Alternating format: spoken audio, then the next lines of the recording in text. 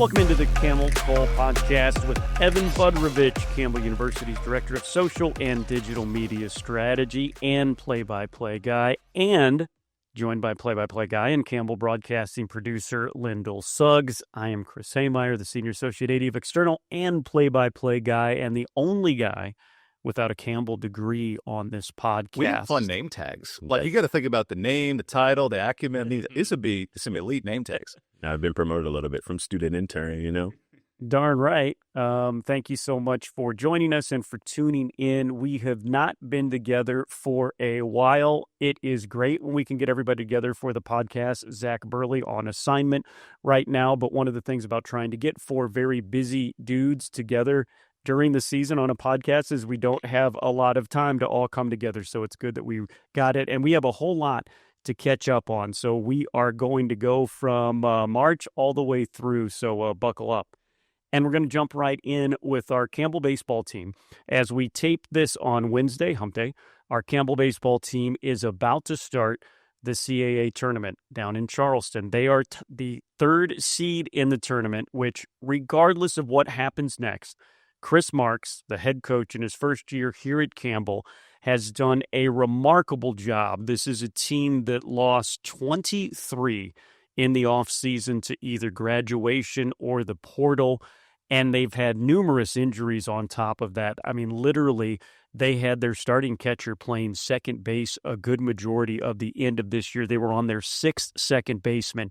It is amazing that they were one of the top six teams to even qualify for the CAA tournament, let alone finishing third in the conference. And a great series win over the number 2 seed, UNCW. They also were one of 2 teams to beat Northeastern, who's won 20 straight coming into the tournament.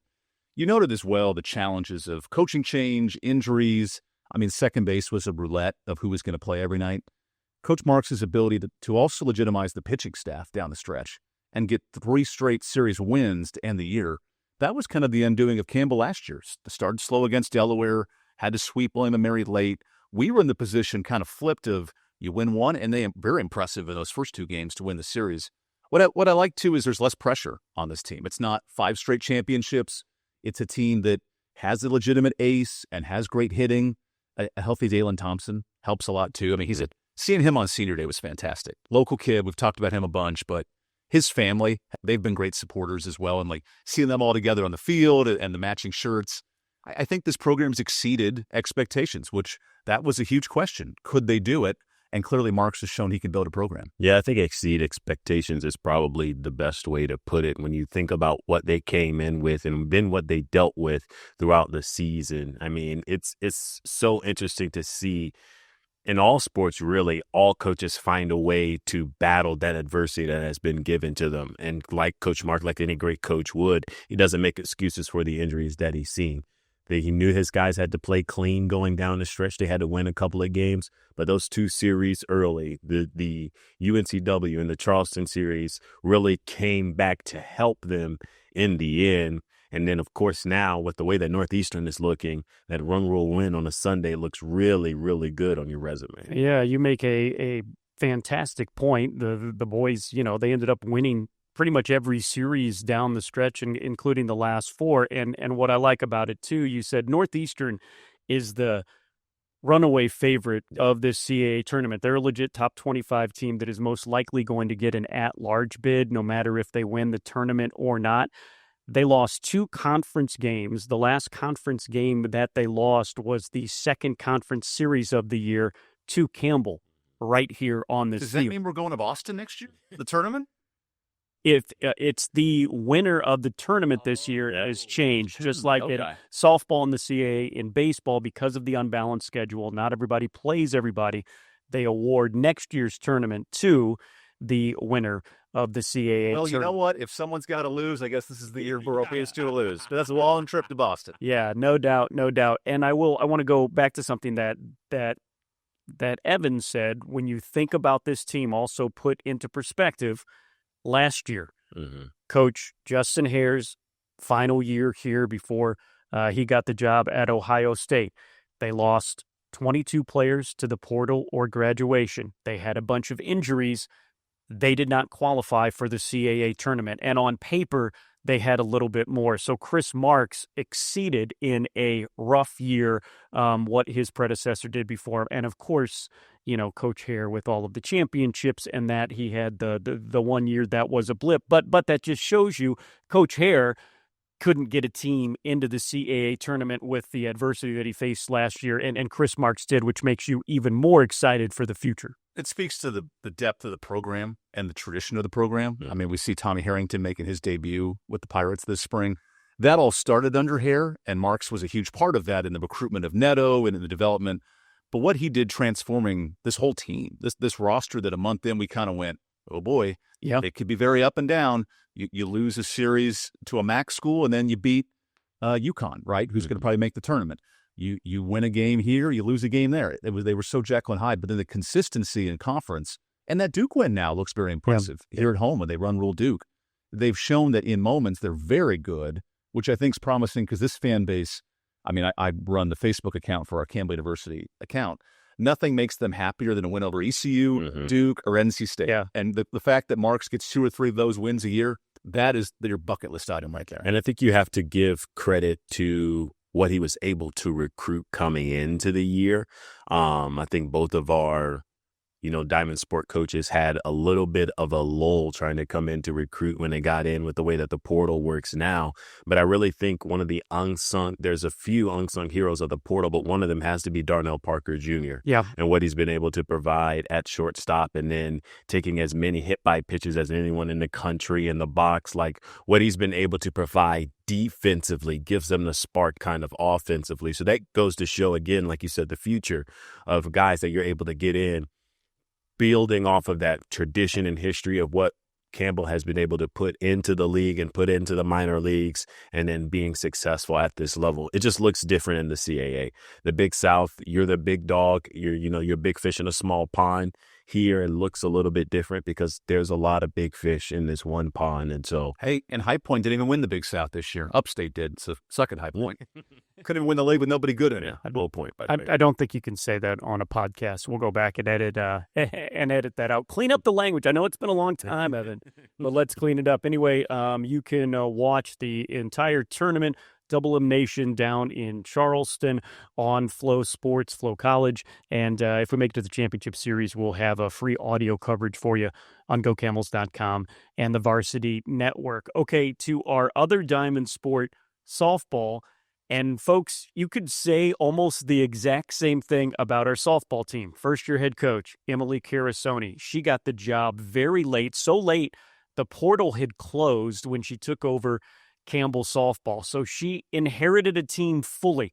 Nobody that she recruited out of the portal or out of high school. It was a team that lost 14 to the portal or graduation, including the entire starting infield and the winningest pitcher of all time in Bella Smith, who went to national champion Oklahoma.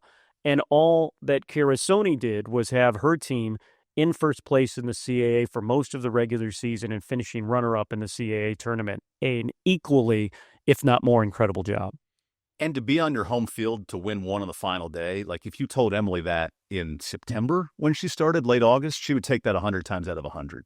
Sure, you want things to go better in the tournament final, but to beat Elon, to then beat Delaware, to set up that positioning, right, we worked so hard last year to earn the home field and all the things that unfold that way. Like, that is the perfect way for your season to culminate to a make-or-break moment. And how many times in softball has this team won those moments, right? We've been spoiled the last 5 years with beating Longwood twice on a championship day, going to Presbyterian winning tournaments. Like, those things don't always happen. And the fact we're in that spot now, 5 of the last, I guess even last year, 6 years straight, you play for a conference title. That speaks to the program itself. And don't discount the regular season. Let's put that into context too. They are in sole possession of first place into the last 2 weekends of the season. And the only reason you can probably say that they lose and don't have a share is because 2 of your best hitters, Tyra Parker, who had a career year in her senior year, goes out in that game versus Duke and misses the entire series versus Charleston, in which you get swept, and then misses, the first game in which you drop in the last weekend of the year versus Elon. And then Maddie Ford is also gone as well, your starting catcher. So we're piecemealing it at the end, still trying to figure it out. Got into the 4 spot, and like the baseball team, they got hot at the right time.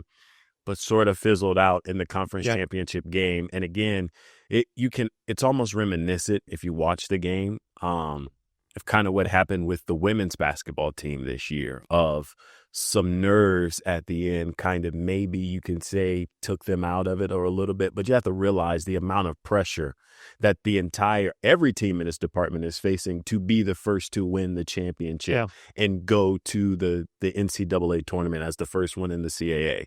So I think all of that plays an amount of pressure on it than just the way that, college athletics works nowadays. Yeah. And you said it exactly right. Those injuries prevented them for what would have been their fifth straight regular season title, tying what baseball did just a couple of years ago. And then injuries during the tournament to their pitching staff. They really had nothing left at the end pitching wise, but to get that team to that place, just incredible. Our golf teams continuing to roll the women's golf team in at-large bid to the NCAA tournament. And that's something you really have to stop. And I don't want to say we take for granted, but the fact that there is a Campbell program that repeatedly gets at-large bids to the NCAA tournament. They were in the top 50 again this year, went to a regional for the 14th time in the last 15 years. 14 times in the last 15 years, Campbell women's golf makes it to the NCAA tournament, and they did it again this year. And on the men's side, a men's team that was clawing and fighting, led a good 2 days in that CAA tournament, just didn't have enough experience at the end under very tough conditions up in New Jersey. They were able to set Hendrik Belke, who was the Big South freshman of the year, rounded it off. He won the individual championship and went to the tournament. So 16 straight years where Campbell Golf has a representative in the NCAA tournament. Poor baby Hank got no help with the weather in Lynchburg. That was awful. Oh, terribly. But to both teams' credit, the women specifically, their dominance in the Big South was unprecedented. The amount of stroke differential, they've moved to the CAA and have continued as a top 50 program. Now, sure, last round of the tournament, they come up just a bit short. There's no there's no match play in women's golf in the CAA. That was the time last year Campbell overcame that and won the match play championship. I don't view it as a bad season at all for women's golf. Nope. They're able to do back in the top 50, have 3 freshmen, 2 on the all-conference team. Crooks is a consistent recruiter and developer with his Schmuckers, little Uncrustables, and then he gets the kids and he gets them all fired up. I will say for Matt Moot and that program, that was a team that needed some development, and he did a great job revamping that roster. Absolutely. Changed his lineup entering the year. They played very well down the stretch and had a lead on the final day of the tournament. So what they were able to do is regain the stature as a team that can be a tournament team every year. And then that's important too. I mean, Keith Hill's across the street. It's a great golf course. But when you have 2 signature programs that, wrestling a few years ago, but here's golf consistently top 50. And there's probably only a handful of sports that can say that on this campus, and golf's one of them. Yeah, absolutely. Absolutely. Our tennis teams bouncing back this year, their second year in the CAA, including our women's team. They really overcame so much diversity. They flipped that roster. They ended up qualifying for the CAA tournament. And track and field, the same, which the coaching change, a little bit of a philosophy change on that. Some really good individual results from outdoor track and field. A team that lost so much, had some injuries, but they were able to get a couple of individual winners at last week's CAA championships, and then they'll be representative in the regionals again. Yeah, it like you said, philosophy change is probably the best way to put it, going from in years ago, it was the distance that got Campbell through, having all the great distance runners. And then with the change with Coach Givens coming in and focusing on the sprints, which really put Campbell on a different national level and a different limelight socially and in other ways like that. It has become now leaning on your strengths of what you have. Campbell doesn't have the sprint program that they used to. So now it is leaning on what your field events can do, and that's what's going to propel them really far.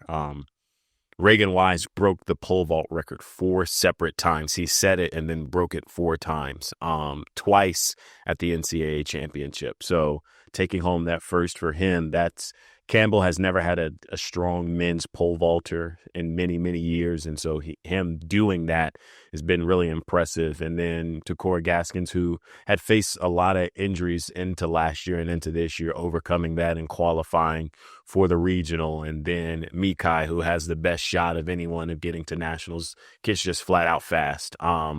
Qualifying in both the 110 high hurdles and then the 200 meter.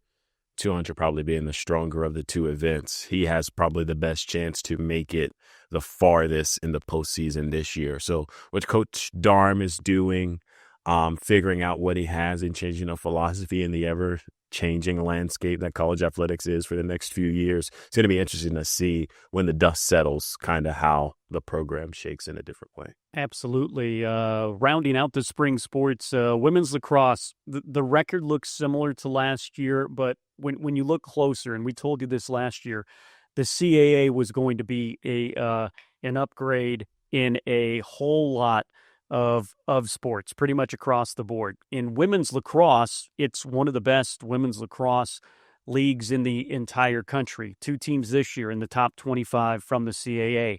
Campbell lost a lot of close matches in conference. They looked really, really good. More importantly, they looked really, really competitive this year. Yeah, when you watch, I think you said closer look is different, right? Like 50-50 games was the bugaboo for this Campbell team. I don't know how many they lost by, 1 to 3 goals, but it just seemed like every loss it was 1 to 3 goal differential, when last year they were being blown away by teams. This year they seemed a lot more competitive. I mean, if you even take a look at the Duke game that they played here, that game was a lot more competitive than people thought it would be when Duke came in, ranked high in the top 25. So I think that program is set on the right direction. Don Easley is figuring out the CAA. We know what she could do in the Big South and how they were able to handle that program. So it's going to be interesting to see what it looks like, next year and the year after to take some more steps. Hats off to Rosa Welsh and Sam Bischoff and Jocelyn Hammer. Like, that senior class is the last of the COVID group, right? And that's a group that competed for a conference title. That's a group that elevated academics at lacrosse, fantastic GPAs. It's also a group that overcame a lot of changes with, you mentioned the league, you mentioned some of the future of lacrosse in terms of funding nationally, and they've handled it like champions. And they've shown that adversity can hit them and they don't decline.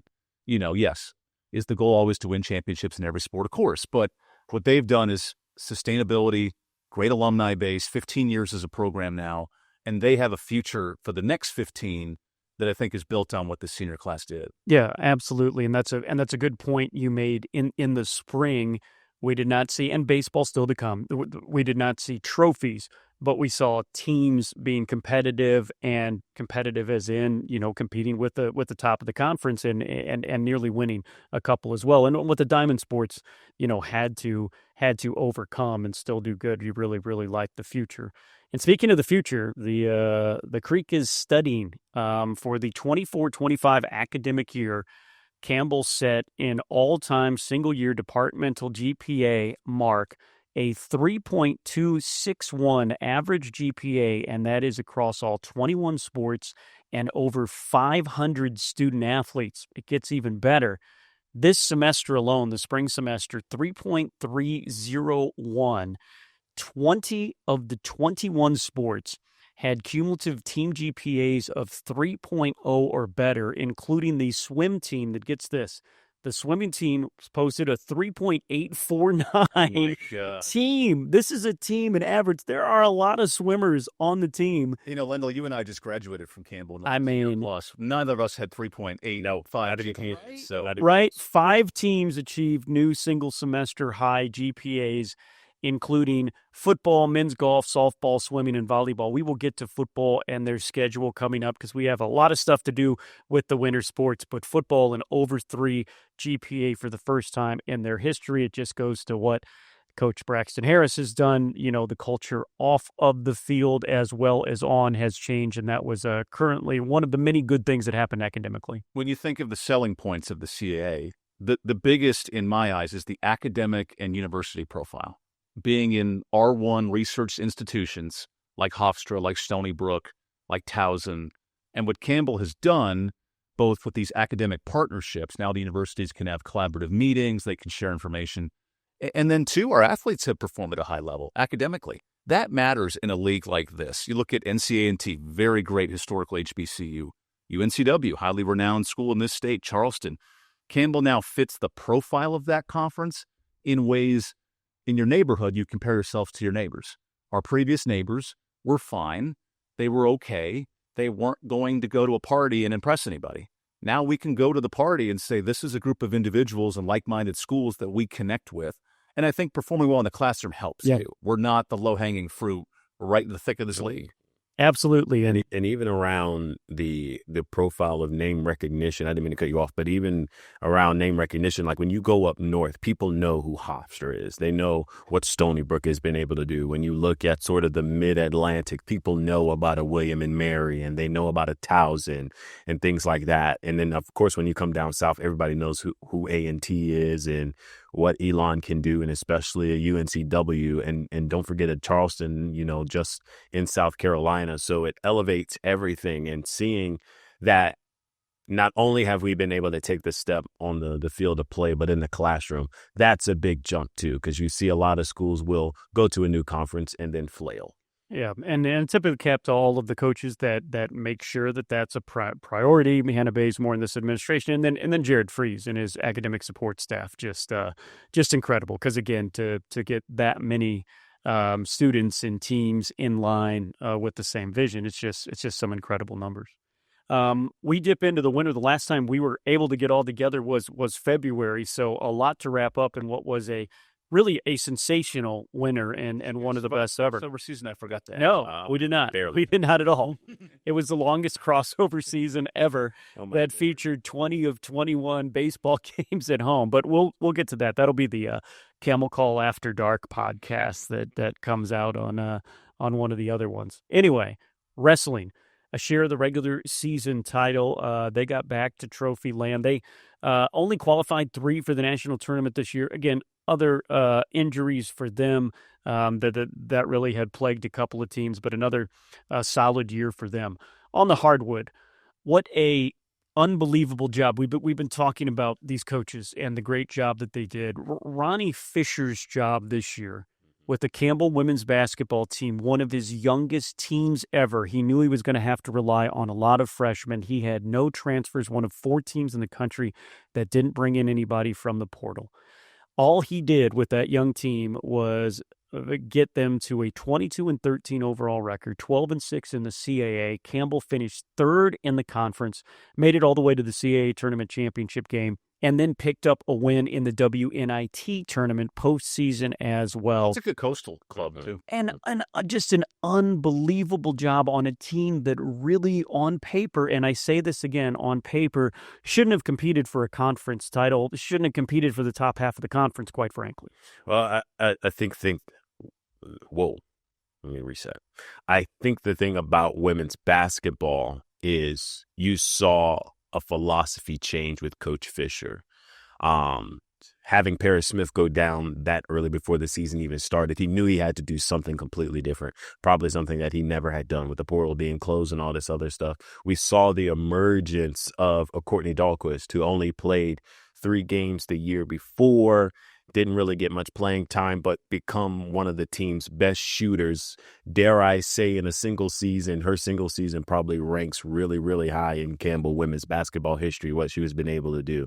Plus having a Gemma Nunez, who I don't know how she didn't get first team all CAA, but she really was the extension of Coach Fisher on the floor. Like, he didn't have to do much because she understood what needed to be done offensively and defensively. And coming in, Evan and I said it early in the season, was the concern was going to be inside. Was this team going to be able to hang around the rim? I think they shot themselves into positions where they couldn't hang around the rim. And that win against Charleston was impressive in the semis, because Charleston came here at the last and absolutely shellacked Campbell. And that was one of those, is this too good to be true? And then their resolve and their response. I think it actually ties in with Ronnie's kids. So 2 of his 3 kids got married this past summer. It was a renaissance for Fisher. You experienced love, you experienced this new philosophy, and he changed his mindset, right? He went from rigidity and playing the 4-out one in. Now, is this just Evan Budrovich thinking of why he changed everything because of the wedding? Well, I got married and two of Ronnie's kids got married. All right. I mean, the important part is that Ronnie changed his philosophy after 25 years of coaching, and clearly it responded well. I mean, you're within 2 minutes of winning that championship. I think, too, to Lendl's point, it showed that Ronnie, his ability to retain, develop, and build these classes is huge. And in a culture where people leave and move and change, his culture is paramount to this success. Because I believe both checking his 3 fantastic freshmen, 2 of which made the all-freshman team. The others should have as well. I mean, they basically had the same numbers. They are all coming back next year, correct? All of Jasmine Felton's back, Sierra Alexander's back, and Olivia Tucker is back next season. And then you get, possibly someone from North Carolina who was a really, really good high school basketball player. Then you bring in another point guard to see what this team can be. So I think next year in the CAA, we saw 2 years ago, it was Stony Brook, I believe, that just ran away with everything in the CAA. I think there's another year of parity in the conference. Maybe Charleston rises above the fray as the conference favorite coming into next season. But I think the parity really benefits Campbell because nobody is going to count them in with what they have coming back because they're missing a really big piece in Jimmy Nunez. But it's going to be interesting to see. I believe that this team will figure it out just like they figured it out this past season, rather. Absolutely. Just a unbelievable job, which brings us to men's basketball.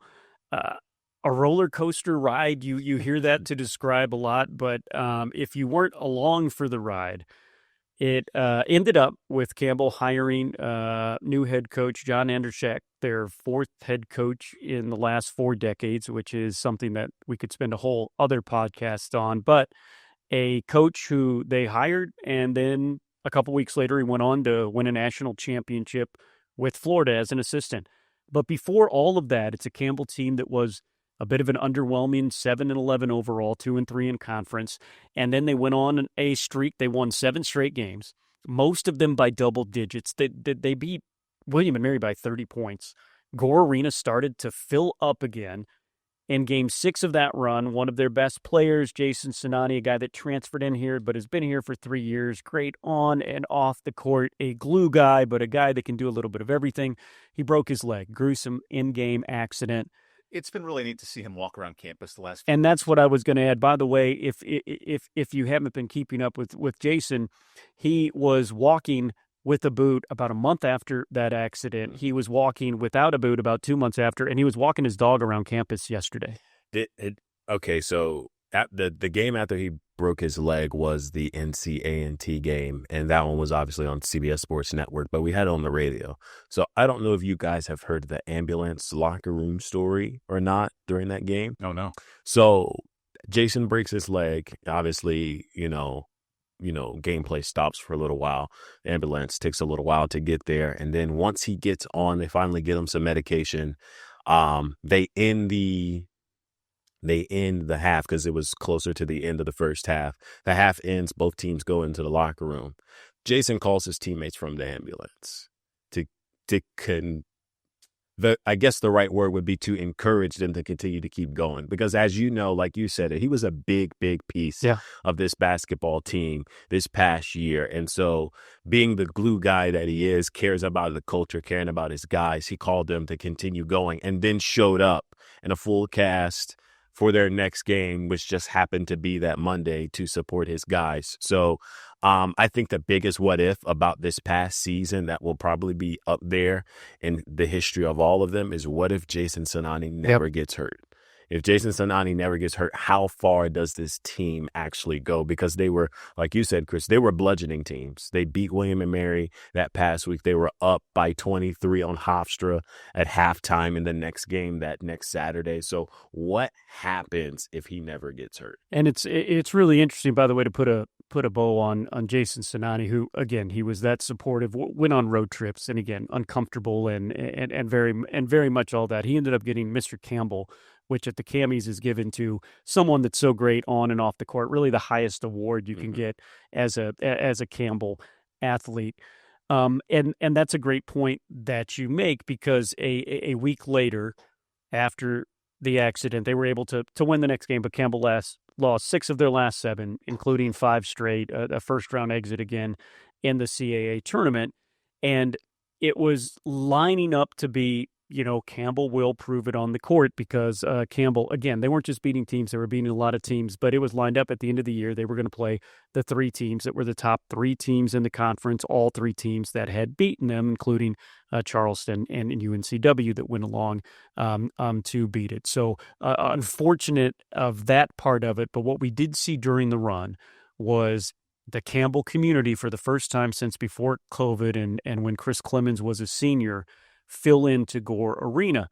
They had a hot team. They had an exciting team. They had a team that was winning that they could cheer about again, and we saw the community really come out. It was the biggest crowds that we had in that month of February than we had since Chris Clemens. It gave you a taste of what could be and what's to come, right? And Andrzejek has been very clear about tapping into that excitement and bringing that energy and bringing that emotion. And I mean, let's be honest, our fans feed off the energy of our players and our coaches here at Campbell. This is not a place that, has deep-rooted, every cheer's planned out every minute of the game. Like, it feeds off the environment. And when the environment's investing into Campbell, Campbell invests back into them. And that's where this hire for Andrzejek, I think, is so exciting, because he understands that and can build what's already started. And I think, too, to go to that environment building on top of each other, I think the style of play that's coming in will ignite that as well. What he wants to do is more of a modern style of basketball that excites people. Long range threes, easy dunks inside, getting out in transition, playing tough defense. What you seen at Florida that was exciting to watch, that got them through, what was a hectic final 2 minutes of the national championship game. That stuff is what excites people, because they want to see the moment.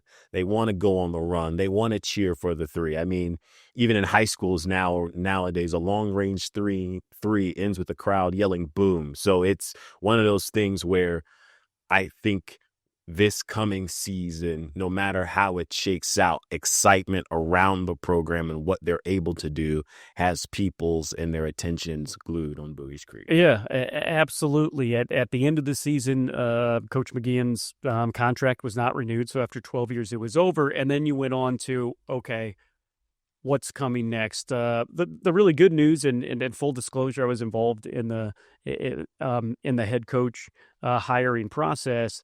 There was a lot of high-level interest on this job.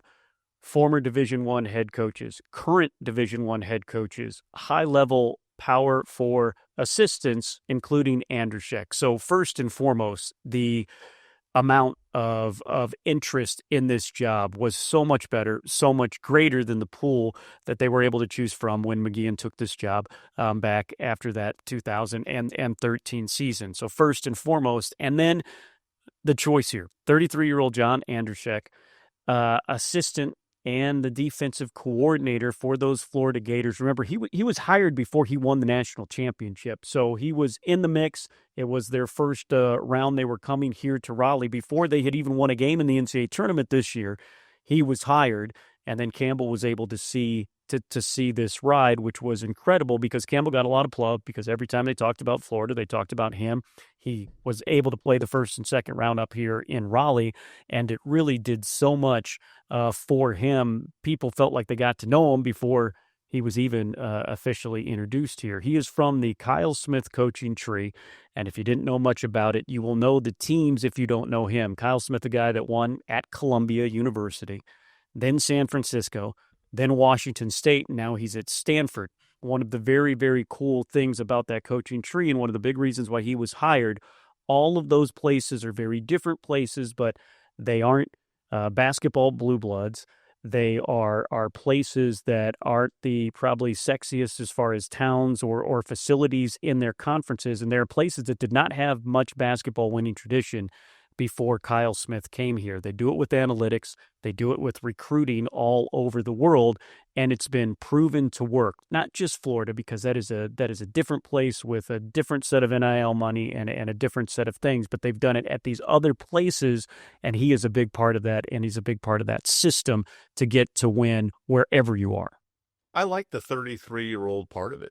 Honestly, I think the energy, his infectious nature, even at the press conference, and at some of the other things he's popped around with, like he gets this is his first big shot as a head coach, and he's embraced that. And I think at times with the previous regime, we'd see it in moments and not all the time, right? And it would be revamped and re-energized. Like with him, we don't have to worry about investment and interest and excitement. He's going to put his best foot forward. He may not be here 15 years. I'm just going to be frank, and that'd be good for Campbell, good for him. But the fact that he wants to be here and develop it and grow it, like that's a big part of this job that you need to make this your priority, and he's certainly doing that. I think if you look at his hires and who he's brought in, he's young. He does have experience from student manager and every other part that you can hold in a Division I program and up, except for head coaches, his first head coaching gig. But he surrounded himself with a wealth of knowledge. And I think that's important, too, to have that balance to where you're young, you're ambitious, you've seen everything that you could possibly see at this age for yourself. But now you're in a space to where you don't know everything. So I think that's a good sign of a head coach to know, hey, I don't have this level of experience because I just haven't been around the game as long as a guy who's probably maybe been coaching as long as I have or has played at Division I basketball and seen different things. So his hires not only show that he's confident in what he can do, but he's willing to be balanced out to give the best product on the floor. Yeah, that's a great point. His first hire really told you what he values and what I think is really going to help him. Landry Kozmowski, former Division III National Coach of the Year at Swarthmore. He had the team in the national championship game. He had coached there for 13 years. That was really wise, showing his wisdom of exactly all those things that you said.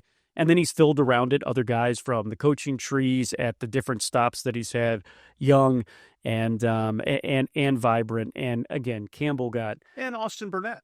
I mean, at Campbell, absolutely the one that was not the only one that was really not in his tree or he had coached with before or really, really knew was Austin Burnett. And that was a great hire, a Raleigh guy who was here during the Chris Clemens era.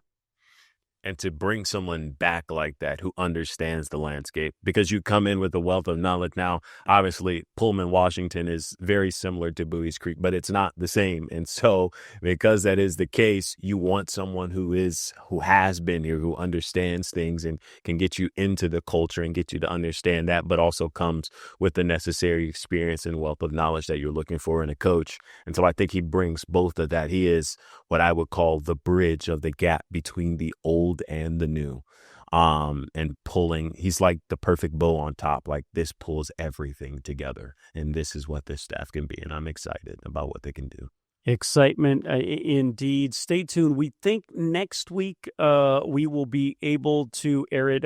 John Andrzejek sat down with us for a long conversation. We're going to put that on the podcast probably next week as we're putting it together, and it's the whole story. It's the This Is Your Life of Coach John. Also, we're going to be bringing him around the state on a coach's Camel caravan. So look for the announcement for that coming up in the upcoming weeks as well. It'll give you an opportunity to come out and to meet him. So a lot of excitement going on. You go to gocamels.com and you can see all of the players he's bringing in. Now, look, it's what I said about and what we said about Coach Braxton Harris for football and what we said about our coaches in track and our coaches in baseball and our coaches in softball in this portal era. John Andrzejek got here 2 days after winning the national championship, and he had 5 players in his gym, 2 of who had played before. So this is going to be a team that he has put together through the portal, and it's going to be a give him time to get up to speed and get his system. In all of these other places, they did not win right away. They won, and they won big in a couple of years, but you're definitely going to have to give them some time. But support is what they need. And how about, too, like Chris Fields Jr., Norfolk State. He just signed a few days ago. Played him in the first round of the tournament, fell in love with the tape, watched the analytics. Like to have that versatility to go, hey, I'm going to poach from a program that in the past would never have transferred to Campbell. Yeah. To some in the past, that would be considered a neutral or a step down. He sold the value, he sold the playing opportunity, and sold himself, and gets kids from other programs that would never have considered Campbell. Think about the profile of athlete we get in the portal typically to who we get now, and that speaks to what John has brought to this program. Absolutely. Absolutely. All right. They got Lendl in the portal. Well, we did. Kind of. We did. We will from the ROTC program. That was a heck of a poach. We will turn the page to football, but first, listen to this very well done advertisement with our head football coach, Braxton Harris. Hey, Camel fans, this is Braxton Harris, and I've got one question for you. Are you ready for game day? Well, get your game face on because Campbell's 2025 football season is here. We're bringing the energy, the grit, and the passion, and we want you to be right there with us. But hey, game day is just the beginning. You want to make a real impact? Then it's time to step up and join the Fighting Camel Club. Being a part of the Fighting Camel Club means you become the team behind the team, fueling scholarships, training, and academic success for not just our football athletes, but all 21 of our sports. When you join, you're not just a fan, you're a game changer. So what do you say, Camel Nation? Let's make a difference together. Join the Fighting Camel Club today and help us build champions on the field, in the classroom, and beyond.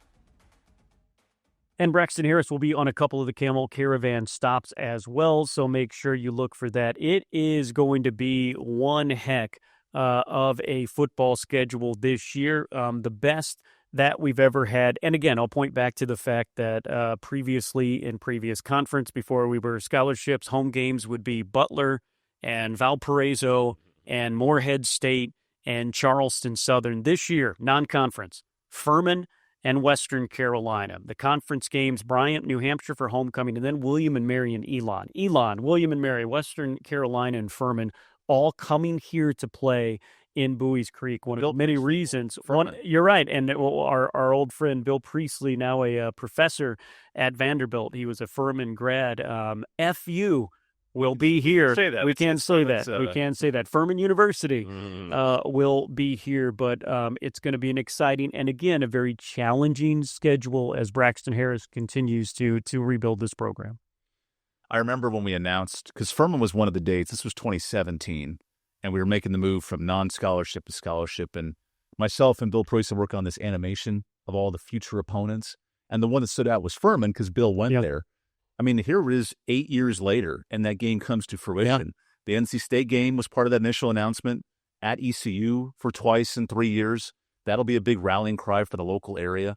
Like, I love, too, that now with Florida next year and some others, like, you're seeing the fruits of that PFL scheduling, Ricky Ray and Jason Williams and others now getting to the big boy scheduling and seeing what real college football is like. Like, these cultural games matter to A&T and Elon and William and Mary and us. And, you know, this will be our last chance of William and Mary. But as others come in the league and you build that culture, and now there's true rivals, where previously it was, no offense, Gardner-Webb and Davidson and schools that didn't have the full investment in football. And now we're with our peers in that sense. Yeah, it's going to be you want to talk about like fan investment and travel and who's coming to the stadium and things like that. That's going to be interesting to see because you get different games of, you know, when you were in that hodgepodge year, the last year in the Big South, of a Bryant who comes in, like, why the heck are they in the Big South? Like, they're coming in and they don't have any travel. Nobody's really invested in their football like that to make the trip down to North Carolina, where you've got a Furman who's a short ride away. You've got Western Carolina, who is probably going to send a lot of people, one, because they're a good team. They have been for the last few years. But, oh, by the way, that's a revenge game for them. That's Braxton Harris's first to win. They were ranked 17th when they lost that game. And then, of course, you have your local rivals, the Elons and different things like that, the William and Mary who travels. Being in a football conference where people have great and strong football tradition and history, it not only elevates your program for, you might see some short-term struggles in trying to figure out, you know, play on the field and getting acclimated to a really, really strong conference, but it really bigs up what you have around it, and it helps and invests in all your other sports that are around football. Absolutely, and Evan mentioned it. I was so concentrating on the home schedule that Campbell goes on the road at East Carolina and at NC State. That does not happen when you're non-scholarship. That does not happen when you don't build a team that can compete, and a couple of other big steps. So football season tickets on sale now. We're trying to decide. I'm having a baby this summer. what's her first game? Do we take her to Raleigh? Do we take her to Bowie's Creek for Furman week 3? Do we take her to ECU? There's a lot of decisions. That's right. We buried the lead, you and your lovely wife, Jenna, expecting in June. Any more details that you can or want to reveal right now? We got 3D imaging, and this is a radio podcast, so it's tough. Right. But seeing your daughter for the first time in the chubby cheeks on the imaging, it makes you cry. Like, it's so crazy to think that's me, and hopefully more my wife than me, but that's us as a collective unit turning into a real child. Yeah, it is awesome. We'll have the Father's Day podcast will be big time. You'll be new, and we'll go through all of that. But congratulations to you and Jenna coming up. You're going to be a great dad, and to Camel just right down the road will be here. That is awesome. We teased it a little bit earlier, and so now I think we did this with Coach Mike Minter and got a lot of great comments on it. We're able to give a perspective here, which when we talk about the Kevin McGeehan era, I think you have different perspective about different coaching eras, and I think there's one in the immediacy, and it's almost better that we've had a couple of months to think about this, because I've thought about this part of the podcast a lot, and then there'll be 5 years down the road, and 10 years, and 15 years down the road.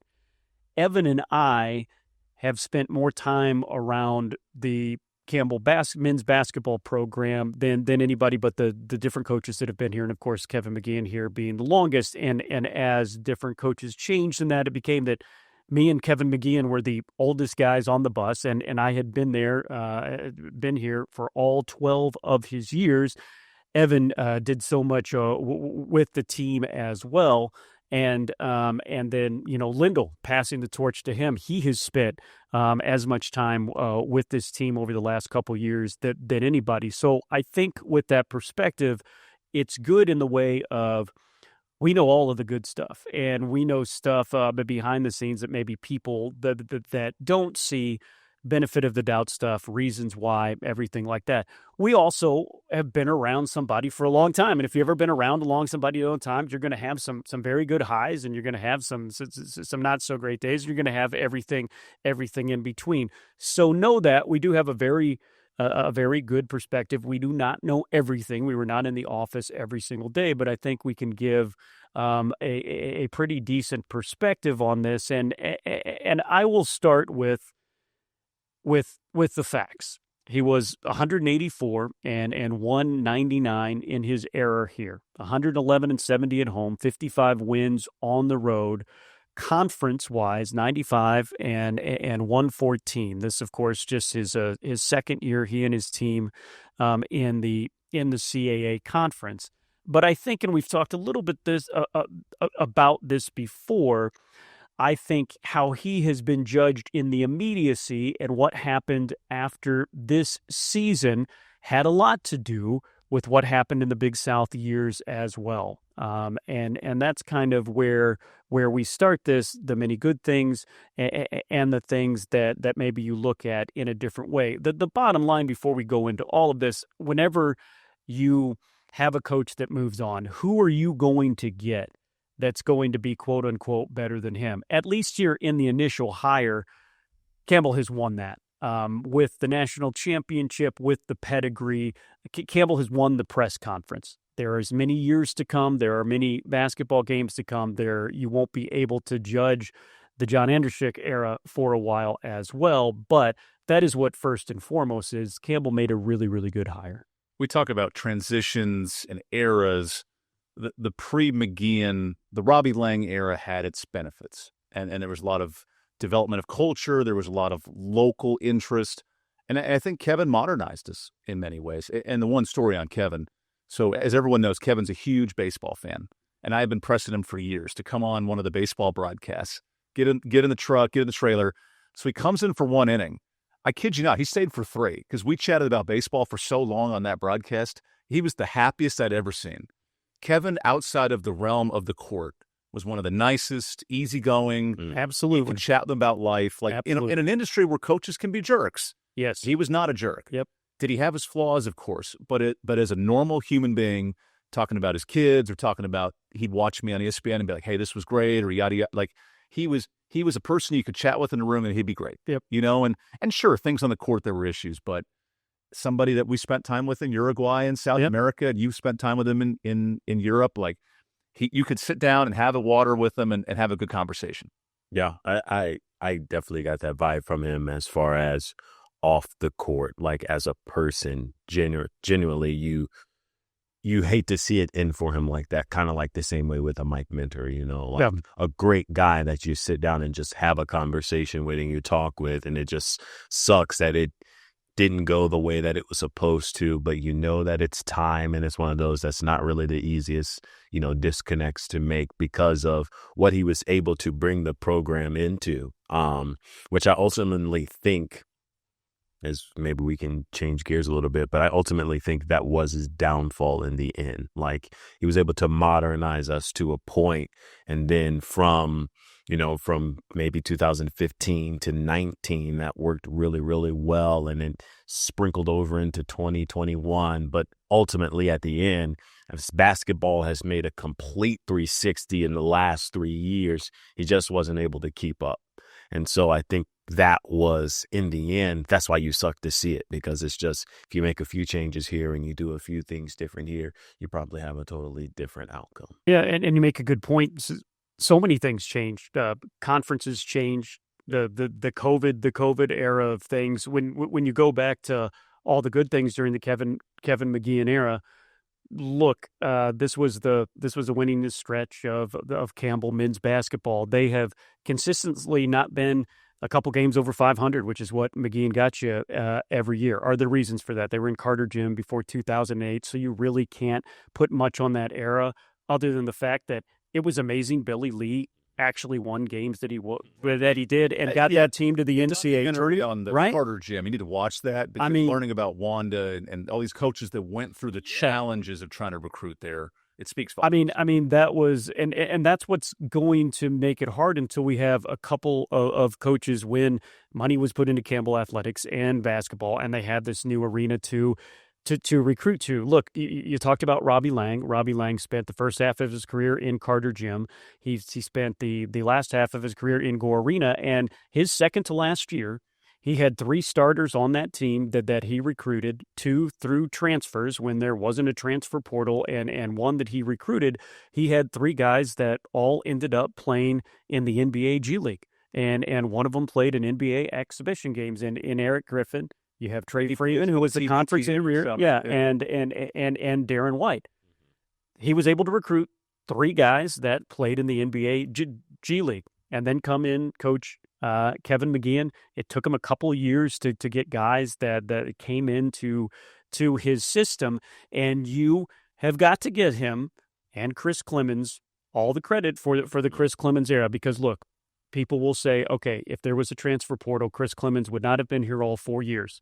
Yes, that's a fact. But remember, that was a time, even when you had to set out the best players in the Big South Conference, the players that were first-team All-Big South, that were first-team players of the year, like Chris, they did that to get to Power Fives. A lot of them went on to some great careers, and he stayed here. Chris Clemens was wanted by NC State after his freshman year. There wasn't NIL, but there was NIL. Chris Clemens would have got money to play at NC State.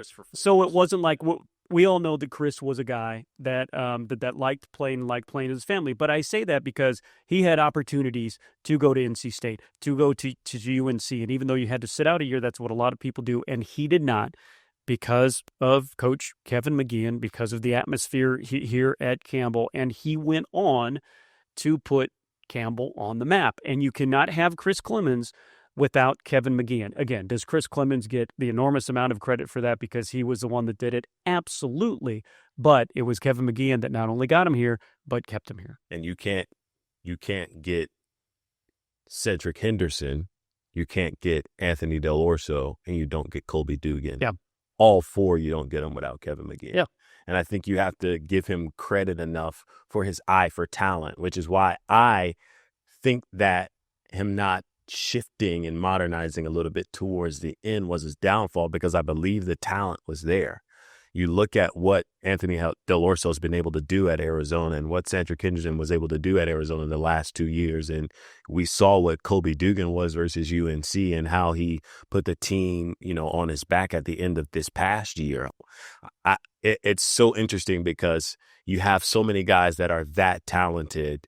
And, we talked about Chris Clemens earlier, a guy who played for the Houston Rockets. It may have been for select games before he got hurt, but this is a guy that was in the NBA for a short period of time. And so when you look back on that, you can't just look at the records and the seasons and go, yeah, you have to also take into account to what he was able to bring into the creek that would make this job appealing to anybody. Absolutely. In the end. Like, the job is only appealing because of what Kevin did for 12 years. He showed that you could win here.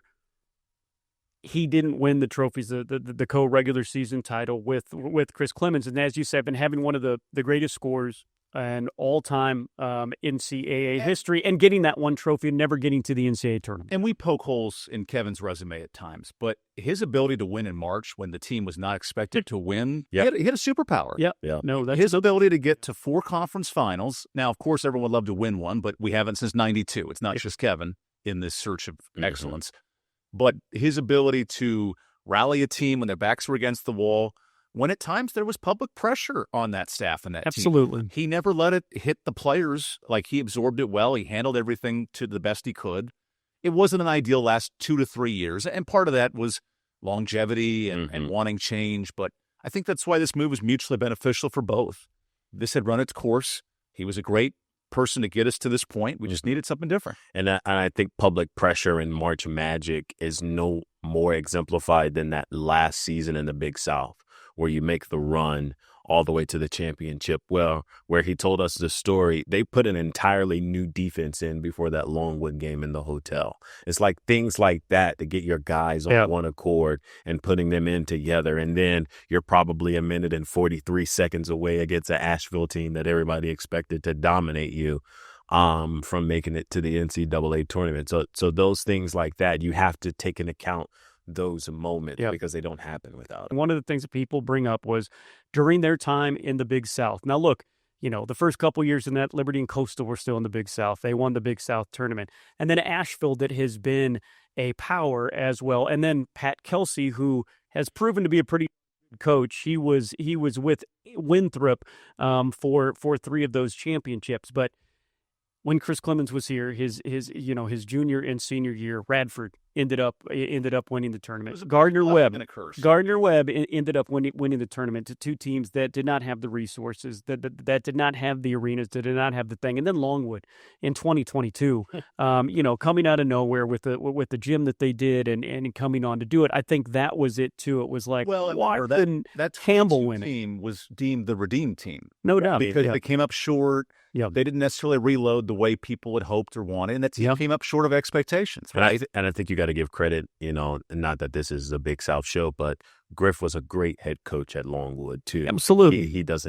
They don't go as far without him, and he's been proven over the last few years, like, as a guy. Just if you think about that era of head coach, in the Big South, you have a Pat Kelsey, you have a Kevin McGeehan, you have Griff, at Longwood. So it's kind of like you look at it and go, although the talent may have not been there, quote unquote, because it's a smaller Division I, low Division I, whatever you want to say in basketball, like, the coaches that came out of that conference have gone to do. I think the Hazy Media days, we talked about Tim Kraft, Kevin McGeehan, Mike Morrell, and Pat Kelsey. Like, that foursome all got hired at the same time. They all had various degrees of success. And I think you're right. The loss in Clemens' senior year just kind of felt like it's not even that it's the coach's fault, right? Andrew Udy gets in foul. I feel like I remember this game like it was yesterday. Yeah. Udy gets in foul trouble. We have a 10-point rally late. Gensler misses a game tying 3 with a minute left. A lot of things out of the coach's control, but that was the year. It was like, if you're going to win it, that's the year to win it. Yeah. And it was almost like a ghost that was just hanging around the program. Even 2 years ago, Big South final, you're up 15 with 8 minutes left, and you lose the lead to a very good Asheville team that was much better than us. Yeah, no doubt. But you couldn't close the deal. And I think those moments sit in fans' minds of like, we're right there. Why can't we do it? Yeah. And that's what I think this hire is he's going to be the guy tasked to get us over the edge and win one of those title games. And it just feels like it's like a balloon that's been waiting to pop. It's like that final release. Once it happens, if it happens under Coach Andrzejek, like once it happens, you're going to see a fan base that has not known what to do since, 92. And so it's going to be interesting to see how it all shakes out, in the end. 2 of the 3 of us at this table were not born in 92. Hey. I don't mean that midway, just a perspective. Like 10 years away. There's a lot of tradition that does not know about, did you say 10 years? 10 years away. I was born, no. Yeah. Now I felt dated again. Yeah. And again, you're right. Through this Campbell golden era of sports, which happened back in the Big South and now getting to the CAA, the one thing that's missing is one of the basketball teams going to the NCAA tournament. And again, I like what you said early on because of what Coach Kevin McGeehan did and the resources that were put into basketball and the emphasis. And there's too many people to mention. It's building Go Arena. It's building things up. It's all the administration. This made this a job where you can hire someone like Andrzejek, which would hopefully take this team to the next level. It's going to be fun to watch. There's a lot of excitement around it. And, of course, schedules will kind of start leaking out this summer. Remember the CAA, because of the TV deals, you don't get the full schedule till the end of August. But we will definitely update you. We have basketball schedules end of August now? Yeah, I mean, I'm saying that. I'm just giving a little bit of a tease. I sure hope they can deliver on the goods. Hey, so I work a lot of games around different conferences. The American Conference this year set a schedule, and a week later had to redo the schedule because they double booked Tulsa at 2 different places as the road team. So I will say the CA, when they get it out, it's right. You don't have to worry about a second schedule. Yep, no doubt. Well, hey, thanks for humoring us. That was a lot of fun. That was an hour on this podcast. We will be more consistent next year, I promise. We'll have lots of dad stories with Evan as well. Remember, all summer we'll still have content right here, Tales from the Creek. Stan Cole just keeps getting some of the Hall of Famers, some of the best and brightest from Campbell athletics history, and there is a lot of great stuff there, so make sure you go back and do it. We'll have some stuff with Coach John Andrzejek, Campbell's new head men's basketball coach, coming up in a week or 2 right here on the podcast as well. But thanks for spending some time with us. Thanks for all of your support this season with Evan Budrovich and Lendl Suggs. I'm Chris Hemeyer saying so long, go Camels.